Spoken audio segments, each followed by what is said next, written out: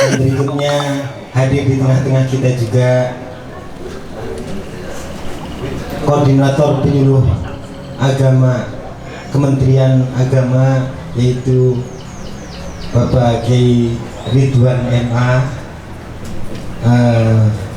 Mohon untuk memberikan sambutan walaupun sedikit kepada yang dipersilakan.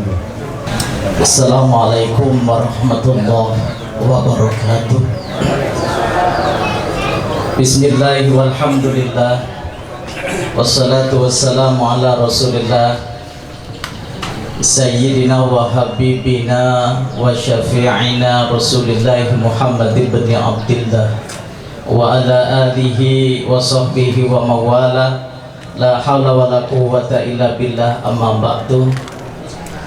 Hadirin muhtaromun, para alim ulama yang saya hormati, langsung saja saya dari Kementerian Agama mengucapkan terima kasih kepada para hadirin yang sempat-sempatnya untuk memperingati manusia agung, yakni Maulid Nabi Muhammad Sallallahu Alaihi Wasallam.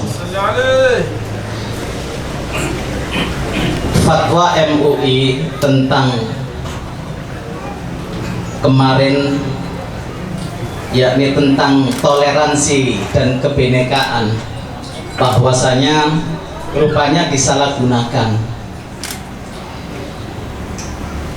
di mall-mall, di departemen store maupun di perusahaan. Umat Islam dipaksakan untuk mengikuti atau memakai simbol ala Nasrani. Itu sebenarnya tidak diperbolehkan, makanya muncul fatwa MUI dan terjadilah polemik. Sebenarnya nggak boleh, pun Islam nggak boleh mengajarkan ketika pada waktu Idul Fitri umat Nasrani pun nggak boleh memakai dengan ala Islam. Tapi masih ada sih penasehat Ahok itu ada tuh, siapa namanya, Robert Stompul apa siapa tuh.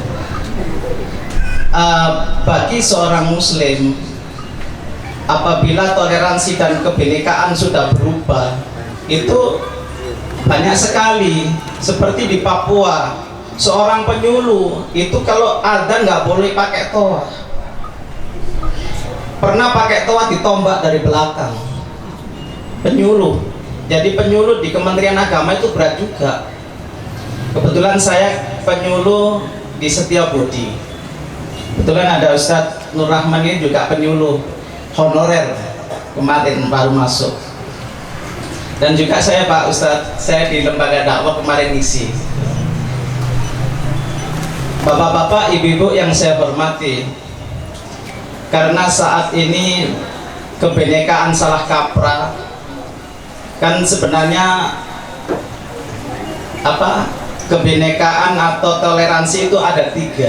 Satu, nah itu negatif. Ketika isi dan ajaran nggak dipakai seperti orang komunis kemarin, itu adalah negatif. Jadi nggak dipakai semuanya. Ada positif, isinya dipakai tapi ajarannya nggak dipakai. Seperti kita ini berhidup bertetangga dengan orang-orang Nasrani, ajarannya kita nggak pakai, tetapi manusianya kita hormati. Ada egoisme, yaitu ajaran dan isi dan ajarannya kita pakai, yaitu melalui dengan perdebatan seperti antar Islam. Ada Islam Wahabi, ada Persis, ada Muhammadiyah, ada Nahdlatul Ulama, dan Islam banyak. Nah, kita boleh berdebat seperti itu, tetapi dengan ada koridor-koridor tertentu. Ini yang perlu saya sampaikan, karena saat ini banyak Islam sekali. Islam itu sangat banyak. Di Bojonegoro saja itu ada Islam yang sholatnya itu telanjang bles, tanpa busana sekali. Kalau kita sholat memakai busana, berarti kita ketergantungan dengan dunia. Tapi kita ini nggak pakai busana, Pak, bles. Bayangkan, Pak, ISIS ini malahan. Kita nggak bisa membayangkan kalau sholat bareng-bareng laki-laki perempuan tanpa busana imam bergabung itu sholatnya khusyuk apa enggak gitu? Khusyuk Pak ya? Khawatir saling kayak dulu maksudnya. Gede-gedean yang mana gitu loh. Itu yang dikhawatirkan Pak.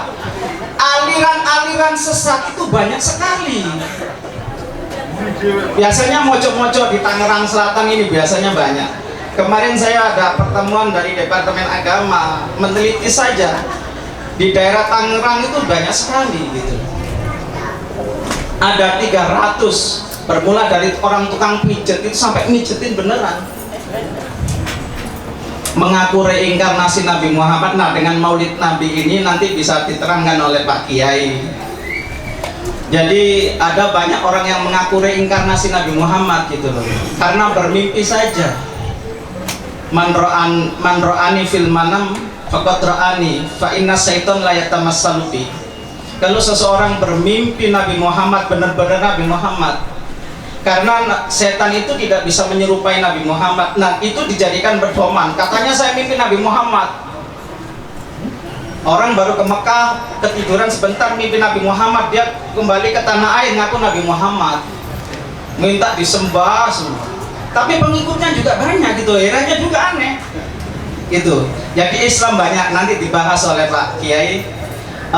Itulah sedikit sambutan saya, bahwasanya toleransi kita sebagai seorang muslim tetap bertoleransi, saling menghargai sesama muslim maupun sesama non muslim, dan tidak kalau kita benci nggak ngebom Pak, bom dilarang. Kemarin saya pernah ngobrol sama Badan Intelijen, waktu saya ke Badan Intelijen, bahwasanya sekarang ini ada perang narkoba sama teroris penganten.